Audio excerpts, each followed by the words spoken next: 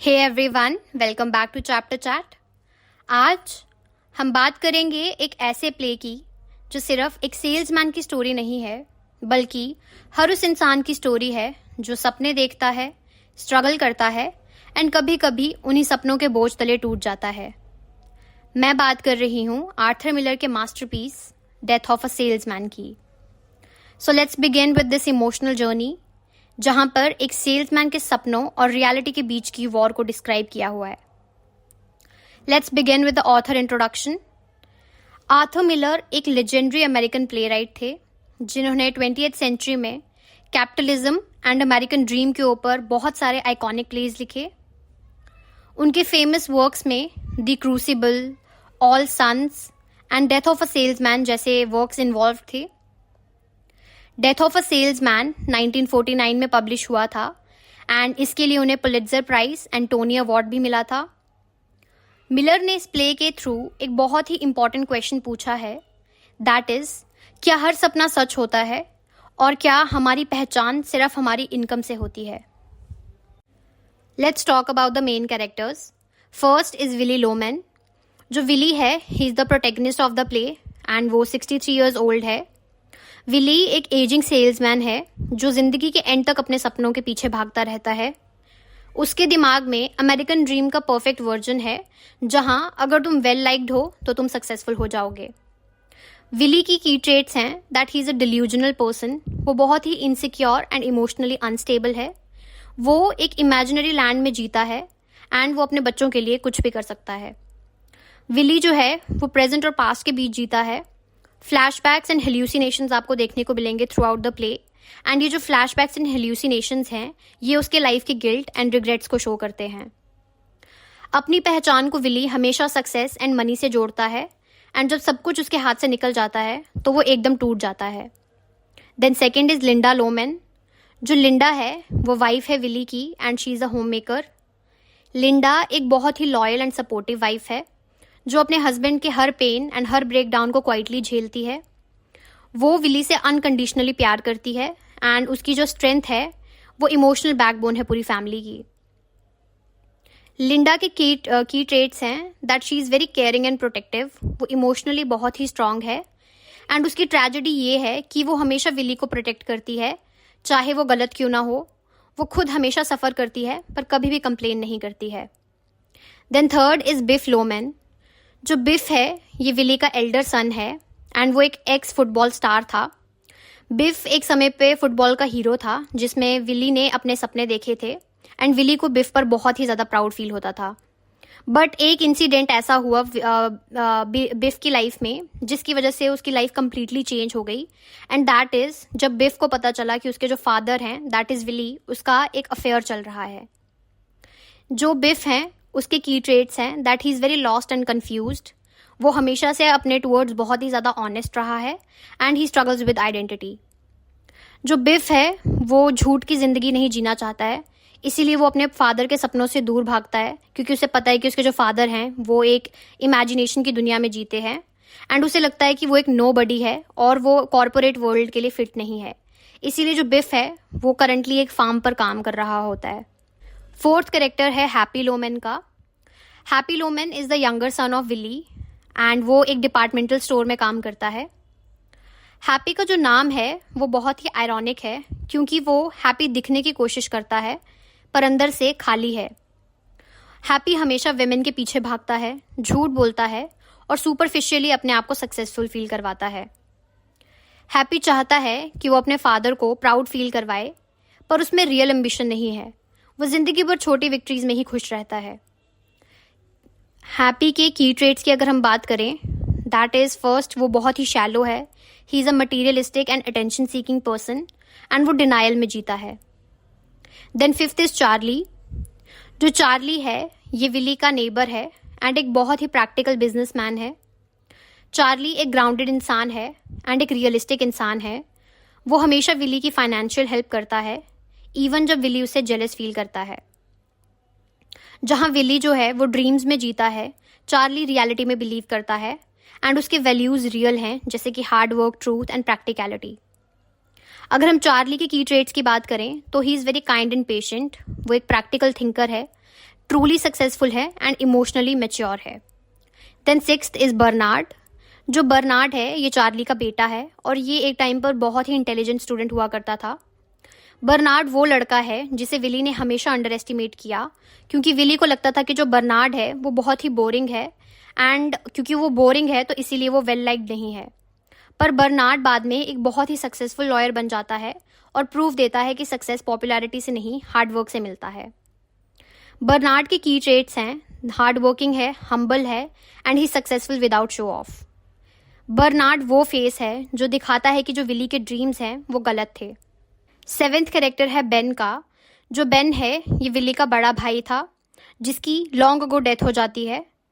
Ben एक बहुत ही successful इंसान था। वो एक दिन जंगल में गया था एंड वहाँ से डायमंड्स लेकर वापस आता है। वो विली के सपने में एक सिंबल है wealth, success and lost opportunity का। बेन का कैरेक्टर एक इल्यूजन है, एक फैंटेसी जो विली के गिल्ट और फेलियर को शो करती है। बेन के कैरेक्टर्स की अगर हम बात करें तो वो बहुत ही कॉन्फिडेंट था, रिस्क टेकर था एंड उसका एक बहुत ही मिस्टीरियस कैरेक्टर है in the play. Then minor characters हैं। एक है द वुमेन। जो वुमेन है ये वो है जिसके साथ विली का अफेयर था एंड जिसकी वजह से बिफ ने अपने फादर के टूवर्ड्स पूरी रिस्पेक्ट खो दी थी। Then we have Harvard Wagner. जो हार्वर्ड है ये विली का बॉस है एंड ये विली को फायर कर देता है जब विली उसे डेस्क जॉब मांगता है। एंड जो हार्वर्ड है वो सिंबल है क्रूल कॉर्पोरेट सिस्टम का। Let's begin with the detail summary of act 1। Act 1 जो प्ले है वो स्टार्ट होता है विली लोमेन के घर में। रात का समय है। विली एक 63 साल का सेल्समैन है जो एक बिजनेस ट्रिप से वापस आया है, पर बीच रास्ते से ही लौट आता है क्योंकि वो ड्राइव नहीं कर पा रहा होता है। उसकी तबीयत ठीक नहीं है, दिमाग थोड़ा उसका अनस्टेबल है। उसकी जो वाइफ है लिंडा लोमेन, वो उससे बहुत प्यार करती है और वो उससे जेंटली पूछती है क्या हुआ, क्या सब कुछ ठीक है। विली के डायलॉग से हमें पता चलता है कि वो मेंटली डिस्टर्ब्ड है। वो बार बार हर चीज़ को कॉन्ट्राडिक्ट करता है, वो अपने आप को कॉन्ट्राडिक्ट करता है। कभी कहता है बिफ लूजर है, कभी कहता है कि उसे बिफ पर प्राउड फील होता है। इसी बीच हमें इंट्रोड्यूस किया जाता है बिफ एंड हैप्पी लोमेन से। जो बिफ है वो विली का बड़ा बेटा है एंड जो हैप्पी है वो छोटा बेटा है। दोनों रात को अपने पुराने घर में बिस्तर पर लेटे हैं और अपनी लाइफ डिस्कस करते हैं। बिफ की अगर हम बात करें, वो पहले एक बहुत ही फेमस फुटबॉल स्टार था एंड सब उसे बहुत पसंद करते थे, बट अब वो बहुत कंफ्यूज्ड है। वो फार्म जॉब्स करता है एंड उसका करियर बिल्कुल भी स्टेबल नहीं है। उसे लगता है उसके जो फादर हैं विली, उससे उनका कनेक्शन पूरी तरह से टूट चुका है एंड वो एक्सेप्ट करता है कि उसने ज़िंदगी में कुछ अचीव नहीं किया है। देन हैप्पी की अगर हम बात करें, हैप्पी आउटवर्डली सक्सेसफुल लगता है। वो एक डिपार्टमेंटल स्टोर में काम करता है एंड वो सिर्फ वेमेन के पीछे भागता है, बट अंदर से वो पूरी तरह से खोखला है। उसे हमेशा अटेंशन चाहिए होती है। वो मैरिड नहीं है, पर वो मैरिड वुमेन के साथ अफेयर रखता है। तो जो बिफ और जो हैप्पी हैं, ये दोनों डिसाइड करते हैं कि ये एक बिजनेस स्टार्ट करेंगे ताकि ये अपनी लाइफ को एक डायरेक्शन दे सकें और अपने फादर दैट इज़ विली को खुश कर सकें। अब इसी बीच जो विली है उसे उसका फर्स्ट फ्लैशबैक दिखता है। जब लिंडा और विली बात कर रहे होते हैं तभी विली का फर्स्ट हल्यूसिनेशन या फ्लैशबैक आता है। वो अपने आप से बात करने लगता है और हमें दिखाई देती है उसकी एक पुरानी मेमोरी। सो ये मेमोरी क्या होती है कि जो यंग बिफ और हैप्पी हैं वो अपने फादर से मिलते हैं जब वो ट्रिप से वापस आया होता है एंड ये सब बहुत खुश हैं। जो विली है वो बोस्ट करता है कि उसका नाम नॉर्थ ईस्ट अमेरिका में सबको पता है। वो कहता है कि जो सक्सेस है वो सिर्फ एक ही बात पर डिपेंड करती है, that is you should be well liked. And इसी बीच जो बर्नार्ड है चार्ली का बेटा, वो विली से मिलने आता है एंड वो विली को कहता है कि आपको बिफ को पढ़ाई करने को बोलना चाहिए एंड उनका एक मैथ्स टेस्ट आ रहा है जिस पर बिफ को फोकस करना चाहिए। बट उस टाइम पर जो विली है वो उसे बहुत ही लाइटली लेता है एंड कहता है कि बर्नार्ड बहुत ही स्मार्ट है बट वो बहुत ही बोरिंग है क्योंकि उसे कोई भी लाइक नहीं करता है। ये फ्लैशबैक विली के इल्यूजन्स दिखाता है और वो अपने बचपन के मोमेंट्स में जी रहा है जहाँ सब परफेक्ट था। जब विली हल्यूसिनेशन से बाहर आता है तब चार्ली, जो कि उसका पड़ोसी है, वो आता है और उसे चेस खेलने के लिए बोलता है। चार्ली एक बहुत ही सक्सेसफुल बिजनेसमैन है एंड वो बहुत ही प्रैक्टिकल है। वो विली को बार बार उसकी फाइनेंशियली हेल्प करता है एंड जो विली है वो उससे कहता है कि मैं न्यूयॉर्क में बहुत ज़्यादा मशहूर हूँ, चार्ली कामली उसे सजेस्ट करता है कि जो विली है उसे चार्ली के लिए काम करना चाहिए, पर विली अपने ईगो की वजह से मना कर देता है। जब चार्ली चला जाता है, विली फिर से हल्यूसिनेट करता है एंड इस बार उसे उसके डिसीज्ड भाई बेन का विजन दिखता है। बेन ने जंगल में जाके डायमंड्स ढूंढे थे और उसके बाद वो बहुत सक्सेसफुल बन गया था। बेन कहता है, when I walked into the jungle I was 17, when I walked out I was rich. Willy Ben को बहुत ज़्यादा एडमायर करता है। उसे लगता है कि वो भी उसका जैसा बन सकता था, पर उसे वो अपॉर्चुनिटी नहीं मिली। अब फ्लैशबैक के बाद जो लिंडा है वो बिफ और हैप्पी से बात करती है। वो बहुत इमोशनल हो जाती है और कहती है कि विली बहुत ही सेल्फ डिस्ट्रक्टिव हो गया है। उसको उसके सुसाइड जैसे अटेम्प्ट्स भी हो चुके हैं। उन्होंने कार के इंजन में एक रबर होस या रबर पाइप भी देखा है जो गैस इनहेलेशन के लिए यूज हो सकता था। लिंडा कहती है, तुम लोग सिर्फ उसके फेलियर्स देखते हो बट उसकी स्ट्रगल्स नहीं। इस सीन में हम विली के फाइनेंशियल प्रॉब्लम्स देखते हैं। उसकी जो सैलरी है वो एकदम कम हो चुकी है। अब वो कमीशंस पे काम करता है। वो पैसे की कमी में वो लोन भी उठा लेता है चार्ली से। पर सबसे ज़्यादा तकलीफ उसे इस बात की है कि विली फील करता है कि उसकी जो वैल्यू है अब वो बिल्कुल कम हो चुकी है। एक्ट 1 एंड होता है जब बिफ और हैप्पी एक्साइटेड होते हैं अपने बिजनेस प्लान शेयर करने के लिए। बिफ कहता है, मैं कल जाके बिल ऑलिवर से पैसे मांगूंगा, और वो डिसाइड करता है कि वो ऑलिवर से पैसे लोन लेगा, बोरो करेगा। विली बहुत ज़्यादा खुश हो जाता है ये बात सुनकर। उसे लगता है सब कुछ अब ठीक हो जाएगा। पर लिंडा सॉफ्टली कहती है, be kind to your father. Final lines में विली होपफुल लगता है, पर अंदर से हमें पता है कि ये होप भी एक इल्यूजन है। सो एक्ट 1 जो है उसके की पॉइंट्स हैं, विली मेंटली अनस्टेबल है। वो प्रेजेंट और पास्ट के बीच झूलता है। बिफ और जो हैप्पी हैं वो अपने फादर से कंप्लीटली डिसकनेक्टेड फील करते हैं। फ्लैशबैक्स रिवील करते हैं कि विली जो है वो बहुत ही अनरियलिस्टिक एक्सपेक्टेशंस रखता है। Financial and emotional breakdown clearly visible है। एंड जो एक्ट 1 है it ends on a hopeful but tragic note, एक ब्रोकन मैन जिसे लगता है सब कुछ ठीक हो जाएगा। So now the act 2 begins. Act 2 की शुरुआत होती है एक नई उम्मीद के साथ। विली लोमैन उठता है और अनयूजुअली ऑप्टिमिस्टिक होता है। उसे लगता है कि बिफ का बिजनेस डील जो है अब तो वो पक्की हो जाएगी और वो फाइनली सक्सेसफुल बन जाएंगे। उसे लगता है अब सब कुछ सही हो जाएगा। जो लिंडा है वो भी थोड़ी रिलीव्ड होती है और कहती है कि उनकी फाइनेंशियल कंडीशन अब थोड़ी बेटर हो सकती है। हैप्पी और बिफ ने एक बिजनेस आइडिया बनाया है और बिफ जा रहा है बिल ऑलिवर से पैसे मांगने के लिए। और दूसरी साइड जो विली है वो भी अपने बॉस हावर्ड वैगनर के ऑफिस जाता है एक परमानेंट नॉन ट्रैवलिंग जॉब मांगने, क्योंकि विली अब काफ़ी एज्ड हो चुका है। वो कहता है, मैं 34 साल से कंपनी में हूँ, मुझे सिर्फ न्यूयॉर्क में काम करना है अब। बट जो हावर्ड है वो उसकी बात नहीं मानता है। वो विली को इग्नोर करता है, नए टेप रिकॉर्डर की बातें करता है और फाइनली विली को फायर कर देता है। विली इमोशनल ब्रेकडाउन के करीब पहुंच जाता है। जो हावर्ड है वो विली से कहता है, I can't take blood from a stone. ये जो लाइन है ये कैपिटलिज्म की इनसेंसिटिव नेचर को रिफ्लेक्ट करती है। अब जो विली है ऑफिस से निकलते ही विली का फिर से हल्यूसिनेशन होता है एंड उसे फिर से बेन दिखाई देता है जो कि उसका डेड सक्सेसफुल ब्रदर है। बेन जो है वो विली को सजेस्ट करता है कि जो तुम्हारे इंश्योरेंस के पैसे हैं वो तुम्हारी फैमिली के काम आ सकते हैं।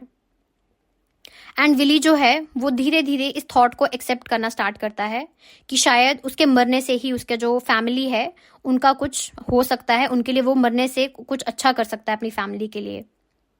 जो विली है वो अपने पड़ोसी चार्ली के ऑफिस जाता है फिर से पैसे मांगने के लिए एंड वहीं इस बार उसे बर्नार्ड भी मिलता है जो अब एक बहुत ही सक्सेसफुल लॉयर बन चुका है एंड सुप्रीम कोर्ट जाने वाला है। अब जो बर्नार्ड है ये विली से पूछता है कि बिफ ने अपनी लाइफ वेस्ट क्यों की, और जो विली है वो नहीं बता पाता है कि बिफ ने क्यों कॉलेज छोड़ दिया एंड उसे बहुत ही गिल्ट महसूस होता है इस बात पर उसे एक्सेप्ट नहीं कर पाता है। सो जो रीज़न है कि विली जो बिफ है उसने कॉलेज इसलिए छोड़ा होता है क्योंकि एक दिन जो बिफ है वो विली से मिलने बॉस्टन जाता है एंड वहाँ जाकर वो देखता है विली को उस औरत के साथ जिसके साथ उसका अफेयर चल रहा होता है। एंड उसके बाद जो बिफ है उसकी रिस्पेक्ट पूरी तरह से ख़त्म हो जाती है अपने फादर के टूवर्ड्स। अब जो चार्ली है वो फिर से विली को एक जॉब ऑफर करता है बट विली के जो ईगो है उसके चक्कर में वो फिर से मना कर देता है। दूसरी तरफ जो बिफ है वो बिल ऑलिवर के ऑफिस जाता है to borrow money, but Oliver उसे पहचानता तक नहीं है। इस पॉइंट पर बिफ को रियलाइज होता है कि उसके जो सपने हैं वो भी एक इल्यूजन है। जो बिफ है वो गुस्से में ओलिवर के ऑफिस से पेन चुरा लेता है एंड बाद में उसे इसके लिए भी बहुत गिल्टी फील होता है। जब हैप्पी एंड बिफ डिनर के लिए विली के साथ मिलते हैं तो बिफ विली को सच बताने की कोशिश करता है। वो कहता है, I am not the man you think I am pop. But जो विली है वो बिफ को इग्नोर करता है क्योंकि उसे सिर्फ अपने ही सपने दिखाई देते हैं। जब बिफ सच बोलता है कि उसका कोई बड़ा सपना नहीं है, वो बस अपनी एक सिंपल सी लाइफ जीना चाहता है, तो विली उसे स्पाइटफुल कहकर रिजेक्ट कर देता है। हैप्पी भी सच को एक्सेप्ट नहीं करता है एंड ये दोनों अपने फादर को रेस्टोरेंट में छोड़ के वहां से बाहर चले जाते हैं। नाउ अब फाइनल ब्रेकडाउन होता है। जो लिंडा है वो बहुत गुस्से में होती है क्योंकि उसके दोनों बेटों ने विली को रेस्टोरेंट में छोड़ दिया होता है एंड उसे लगता है कि विली जो है वो रिस्पेक्ट डिजर्व करता है, बट कोई उसकी वैल्यू नहीं समझता है। जब बिफ घर लौटता है तो वो अपने फादर से अब फाइनली अपना इमोशनल कॉन्फ्रंटेशन करता है एंड वो कहता है, pop I am nothing but I am. ये लाइन एक्सेप्टेंस का सिंबल है कि बिफ खुद को जानता है एंड वो झूठी जिंदगी नहीं जीना चाहता है। अब जो ये प्ले है it ends on a very tragic note, that is with Willy's death. जो बिफ और विली हैं उनके बीच एक इमोशनल मोमेंट होता है एंड विली जो है वो बहुत कंफ्यूज हो जाता है। उसे लगता है कि बिफ जो है वो उससे प्यार करता है। उसे लगता है कि अगर वो मर जाएगा तो बिफ को विली के इंश्योरेंस के पैसे मिल जाएंगे एंड बिफ उससे कुछ बहुत बड़ा कर पाएगा। नाउ रात को जो विली है वो क्वाइटली अपनी कार लेकर निकल जाता है एंड वो सुसाइड कर लेता है कार क्रैश के थ्रू। ये जो सीन है ये विली के सपने और उसके सैक्रिफाइस का ट्रैजिक एंड है। नाउ द रिक्वेम सीन, जहां पर फ्यूनरल दिखाया गया है। फ्यूनरल के लिए सिर्फ चार्ली, बर्नार्ड और उसका परिवार आते हैं। कोई सेल्समैन या कोई दोस्त नहीं आता। जहां विली को लगा था वो वेल लाइक था। लिंडा रोती है और कहती है, वी आर फ्री। अब घर का लोन खत्म हो गया है पर विली नहीं रहा। ये एक बिटर आयरनी है। एंड हैप्पी कहता है वो अपने फादर के सपने को हमेशा के लिए जिंदा रखेगा एंड जो उसके फादर चाहते थे वो हमेशा वही करेगा। बट जो बिफ है वो कहता है जो उसके फादर का सपना था वो एक झूठा सपना था। वो रियल लाइफ जीना चाहता है एंड उसके जो फादर हैं वो एक इमेजिनेशन की लाइफ में जीते हैं। सो एक्ट 2 के की पॉइंट्स है, विली की जो होप्स और उसके इल्यूजन्स थे वो धीरे धीरे उनका ब्रेक डाउन हो जाता है। बिफ रियलिटी को एक्सेप्ट कर लेता है कि वो एक सिंपल इंसान है। विली समझता है कि उसकी जो डेथ है वही उसका फाइनल डील है। एंड जो इमोशनल क्लाइमैक्स में विली अपने सपने और फैमिली के लिए अपनी जान दे देता है। Let's talk about the themes of the play. First and the most prominent one is the American dream. Willy सोचता है कि अगर तुम वेल लाइक्ड हो तो तुम सक्सेसफुल बन जाओगे, बट प्ले दिखाता है कि hard work not charm leads to success.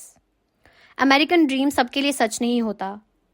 Then second है इल्यूजन वर्सेस रियलिटी। विली अपने सपनों और झूठी एक्सपेक्टेशंस में जीता था, जबकि जो बिफ है वो रियलिटी को एक्सेप्ट करता है एंड वो कहता है विली से, I am nothing pop, but I am. Then third है आइडेंटिटी क्राइसिस। हर करेक्टर प्ले में अपने असली पर्सनालिटी को ढूंढ रहा है। विली अपनी वर्थ हमेशा अपनी जॉब एंड इनकम से कनेक्ट करता है एंड जो बिफ है वो बहुत ही कंफ्यूज हो चुका है कि आखिर वो बन क्या रहा था, जो उसके फादर चाहते थे वो, या खुद वो जो अपनी लाइफ में बनना चाहता है या करना चाहता था। देन फोर्थ है फैमिली एंड बिट्रेयल। फैमिली प्यार भी करती है बट लाइज एंड बिट्रेयल जो हैं ये सब कुछ तोड़ देते हैं। जो विली का अफेयर है एंड जब बिफ को इस बारे में पता चलता है तो वो अपने फादर से पूरी तरह से दूर हो जाता है एंड एकदम डिसकनेक्टेड हो जाता है। Then fifth is materialism and capitalism. Society सिर्फ पैसे और पोजीशन से इंसान की वैल्यू डिसाइड करती है। हावर्ड विली को फायर कर देता है। वो इमोशंस नहीं देखता, सिर्फ अपना प्रॉफिट देखता है। So this was all about the play death of a salesman by Arthur Miller. Willy Loman की कहानी सिर्फ एक सेल्समैन की स्टोरी नहीं है, ये उन सब लोगों की कहानी है जो सपनों के पीछे भागते हैं, जो सोसाइटी के स्टैंडर्ड से अपनी वैल्यू मेजर करते हैं एंड कभी कभी इस दौड़ में वो अपनी रियलिटी एंड अपने रिलेशंस सब कुछ खो देते हैं। डेथ ऑफ अ सेल्समैन हमें एक बहुत ही सिंपल बट पावरफुल बात सिखाती है, दैट इज जिंदगी एक रेस नहीं है। अपनी पहचान बनाना, अपने सच को एक्सेप्ट करना सबसे इंपॉर्टेंट चीज है। Also I have mention some important questions by the end of the video, so try कि आप उन्हें अटेम्प्ट करें। And this was all about the video. If you like this video, make sure to like and subscribe. Till then, take care. I'll see you in the next video.